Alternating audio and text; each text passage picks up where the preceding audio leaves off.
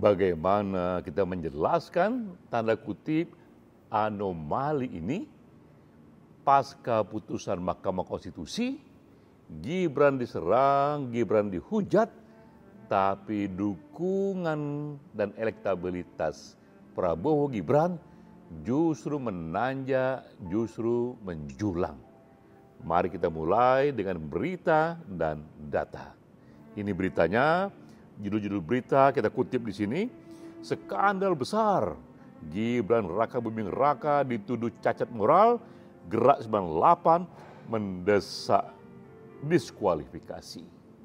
Atau berita lainnya, pencalonan Gibran cacat etis dan melemahkan legitimasi. Tapi pada saat yang sama, 5 lembaga survei mengumumkan hasil risetnya pasca putusan MK.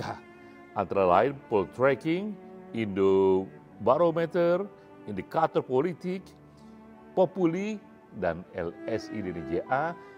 Hasil 5 lembaga survei ini sama, Prabowo Gibran justru unggul, bahkan margin keunggulannya lebih melebar lagi dan melebar lagi. Bagaimana kita menjelaskan anomali ini? 3 indikatornya. Pertama, kita lihat dari sisi tingkat pengenalan Gibran sebelum dibandingkan setelah putusan Mahkamah Konstitusi. Ini datanya dari survei LSI DNJA.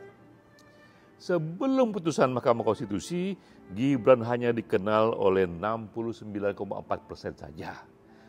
Lalu datanglah itu putusan Mahkamah Konstitusi, Gibran diserang, Gibran dihujat, ia dibicarakan, mulai dari warung kopi hingga ke kampus, mulai dari talkshow TV hingga arisan ibu-ibu, dan ternyata percakapan ini, bahkan hujatan ini justru memberi berkah kepada Gibran, ia lebih dikenal lagi. Tingkat kesukaan pada Gibran pun tidak banyak berubah. Di kalangan terpelajar memang orang semakin tidak suka pada Gibran, tapi di kalangan anak-anak muda, di kalangan mereka yang puas pada Jokowi, justru kesukaan pada Gibran menaik, sehingga di jumlah jamle tingkat kesukaan pada Gibran itu relatif stabil, sementara tingkat pengenalannya naik 18%.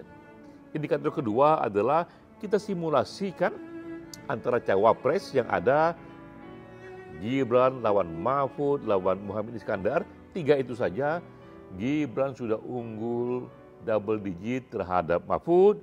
Ia berada di angka cukup tinggi di sini, 40,9%, Mahfud hanya 26,4%, Muhaimin Iskandar 18,5%.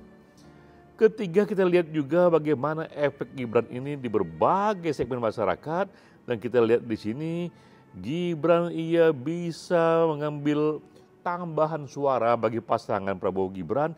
Di Jateng sebelum dan setelah putusan, Gibran mengambil tambahan 13,9%. Di generasi milenial ia mengambil tambahan 1,6%. Di kalangan yang puas Jokowi ia mengambil tambahan sebanyak 4,5%.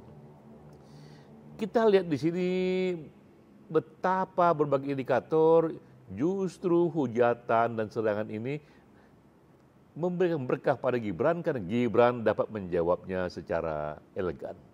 Jauh hari sebelum putusan MK, saya sudah menyatakan bahwa Gibran ini dipilih dengan pertimbangan elektoral yang akurat, yang cermat, karena memang sejak awal sudah diduga 3 gerbong suara yang bisa dibawa oleh Gibran, yaitu anak muda yang jumlahnya lebih dari 50% pemilih, lalu kedua juga yang puas pada Jokowi yang lebih dari 75%, yang approval rating Jokowi itu tinggi, dan ketiga adalah pendukungnya di Jawa Tengah. Justru dengan mengambil Gibran, maka potensialiti tambahan dukungan Gibran kepada pasangan Prabowo Gibran akan tinggi sekali, dan kini itu terbukti. Demikian ekspresi data bersama saya, Denny J.A.